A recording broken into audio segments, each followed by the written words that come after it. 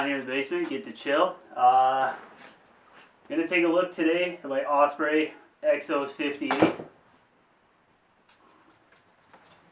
Let's see, a new pack I went with this year. I did a video already, just kind of giving like a first look, my first impressions on the pack.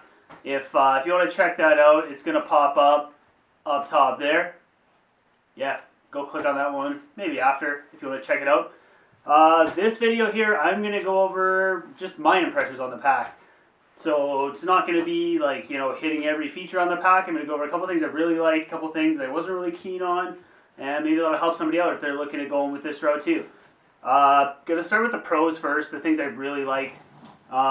First thing is it carried all my gear awesomely. I know from my experience, I could probably get away with, I could have got away with the 48, but I went with the 58 simply because with my hammock setup, I go with a 20-degree underquilt all year long, and I go with a full-length underquilt. So essentially, I've got two quilts in my pack, so it just, yeah, the down will compress, but it does take up real estate. I like having the extra space. It wasn't really a huge deal breaker to me. It wasn't really a ton of extra weight. So yeah, that's what I went with. And on top of that, it rides like an absolute dream. They say not to carry any more than 40 pounds in this pack. I haven't even got to 40 in it yet. I've got 30 on one trip, my Klein River trip. I had 30 pounds in there at the start. I've gone around town and stuff like that with about 35 pounds in it. Zero issues.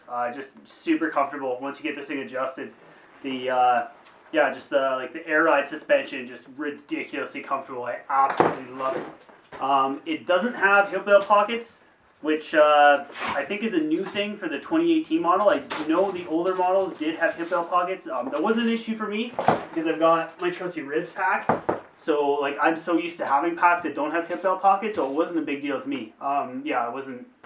Yeah, that may be an issue for you, but for me, it wasn't a big issue. The lid completely coming off is kind of cool. There's a couple buckles on the sides here. I don't ever fully intend on taking the lid off. I'm so used to having packs with a lid. That was kind of one of the reasons I went with this pack specifically over other ultralight type packs like the Z packs and the ULAs and stuff like that. I wanted a pack that has a lid. It was a big deal to me. Another thing I really like about the pack is the stow and go trekking pole feature where you kind of drop it on your side there. Awesome. I thought it was a gimmicky thing when I first got the pack, but I used it a couple times. It's so quick, like especially if you just got the flick lock trekking pole, so it's just click click, slide it up, stow it away. Like for me when I'm out doing like a trail video, stuff like that, really easy to, you know, drop the poles away. And yeah, I love that feature. And another thing I really do love about the pack is the side water bottle pockets. I have tried so many different packs over the years and have never found anything that really had good water bottle pockets on the sides. I love these. They're tall enough to hold the 1 liter smart bottles perfectly. You can fit 2 of them in there, and when you stick it in on the side, if you slide your bottle in like the top first and kind of angle it up, and then just drop the bottom in. I found it so easy to do, like, and done. Like they're super quick and easy to get bottles in and out of. Yeah, I guess that's the main things that I really liked about the pack. A couple of things that I didn't like about it so much. I wasn't a huge fan, honestly, and this is just based off of seeing the older model Exos packs.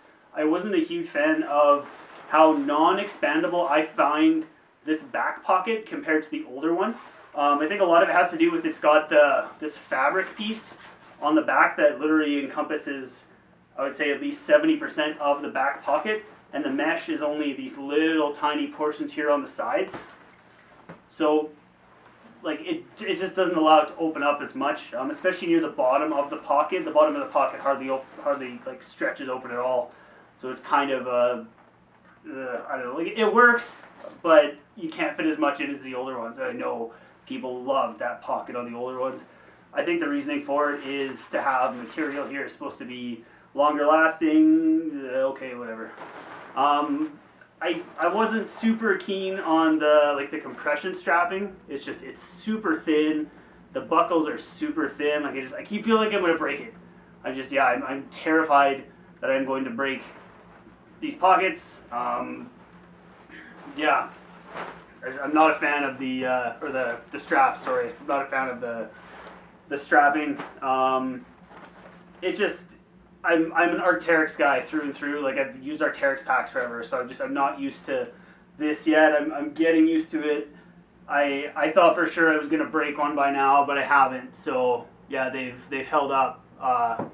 They've held up. But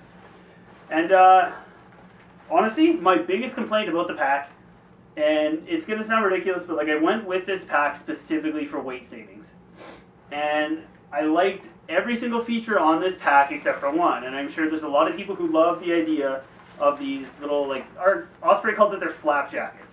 So what it is it's a piece of material that's permanently attached above the opening of your pack. So right here is the opening of your pack where you can top load all your gear.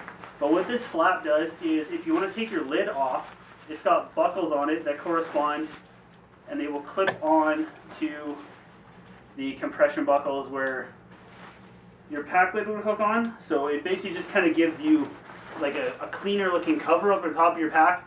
Now, as I mentioned before, I always use a lid on my pack. I like having it there. I always have certain things in my lid. It's just a force of habit. I'm a creature of habit. I'm probably never going to change. I will probably always go with a pack that has a lid.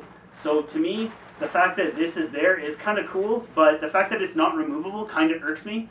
If it wasn't for the fact that the way that it's attached, there really is no way to take it off and make it look good, is honestly the only reason I haven't hacked it off yet. I can't justify the fact that I, spent the money to buy a brand new pack and I don't want to take a knife to it. That's the only reason that it's still on there. But hopefully that helps you guys out. That's just kind of what I liked about the pack, what I didn't like about the pack. If you guys got any questions about it, feel free to fire them my way. Thanks for watching.